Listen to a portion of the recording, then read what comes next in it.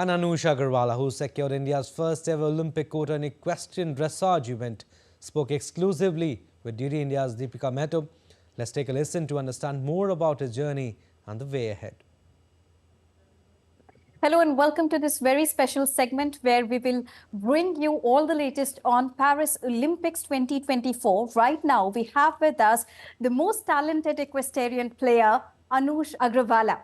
Anush, first of all, many congratulations to you for making the country really proud. What are the challenges and hardships that you faced in your journey, Anush? Hi, first of all, thank you for having me. It's my pleasure. Of course, my journey, I would say, the journey of any successful sports person has not been an easy one. It's not always been about victories and glories. There have been a lot of hardships along the way. I think one of the biggest struggles I had was when shifting to Germany at the age of 17. I came from a very sheltered life in India. I never had to do cooking, cleaning, my laundry, and shifting to Germany, having to do all of these things on my own. And also, I did not know any people at the time in Germany, and also I did not know the language. So, tackling all of these, as well as learning to ride, to really learn how to about the sport, because I was really not at a high level at that time. Just managing everything as well as along with my studies has obviously been very difficult. But yeah, I'm just proud of how everything turned out. Now, when we talk about your preparations, we are really thankful that you took your precious time out to talk with us because you are now in the middle of Paris Olympics preparations. But tell us, how are you actually preparing for the mega event? To be honest, of course, I'm very excited about the event, but I'm not really doing anything in particular just for the Paris Olympics. I will continue my training schedule like I've always done it. I don't want to change anything. Of course, with competing more with more shows, we gain more experience. Then, of course, we learn a lot of things from experience, and then I will adapt my training, my riding on the basis of these experiences. But I will not do anything different. I will, yeah, just do what I've always been doing, just working hard, focusing on myself, and just excited to see how the journey goes. Having back so many accolades, but this I'm sure remains the most special one when you secured the first ever quota for India in the dressage event. What was your feeling at that point of time? Who was the first person whom you informed about your victory? To be honest, yes, the feeling was a very, very special one. Olympics, I think it's the pinnacle of sport. It's the highest level of sport there is. So to be able to take part at such a prestigious event, it's very special. And to be the first one, the first Indian ever to get this spot is also just makes it very special. And I was in fact with my coach when I got to know about this, and the first person I called were my parents, because yeah, they've supported me along the way, and it would have never been possible without them.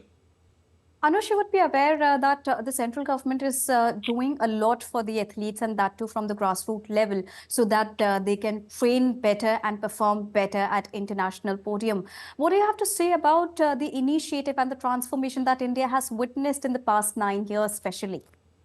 Of course, it's a huge step taken by the government, and the government is taking so much interest in, and let's say Mr. Anurag Thakur, our honorable Prime Minister, Modi ji, they all congratulate all the athletes on the success, and these things are really obviously motivate the athletes. It's great to get this recognition by such important leaders from our country, and of course, the government has taken a lot of steps to ensure the promotion of sport, and I think the results are very visible. With Khelo India, and with the results, you could see this year, the last year, I mean, at the Asian Games, India received its best ever medal tally and the first time that it crossed 100 medals. So I mean, the results are there, and it's not only in it's in every sport, and not only in sports, even across all industries. So it's just a very, very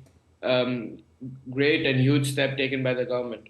When we talk about the continuous support of government, you would have heard Prime Minister Narendra Modi mentioning about the athletes in most of his editions of Man Ki Baat also. Union Sports Minister also took to Twitter and he congratulated you when you secured the quota. How does that inspire you? It's a huge inspiration. It just inspires me to keep working harder, to keep focusing on myself, and just do what I've been doing. And these are just steps along the way and to reach my final goal. So it's just very encouraging and motivating. Anush, we know you have to go back to your training. We won't take much of your time. But last quick question, what is the message that you would like to give to the young athletes who are watching you right now?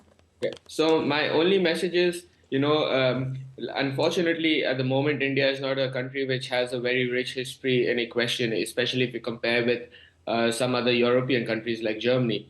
But at the same time, it does not mean that it is impossible if you are from India to make it big in equestrian, especially.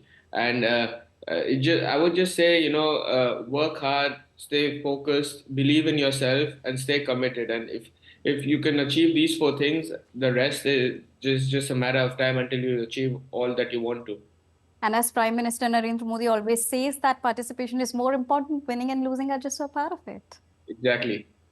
All right. Thank you so much, Anush Agarwalla, for joining us and talking exclusively to DD India. We wish you all the very best for your future endeavors and for your trials as well as your Olympics journey. Thank you so much for joining us. Thank you. Thank you.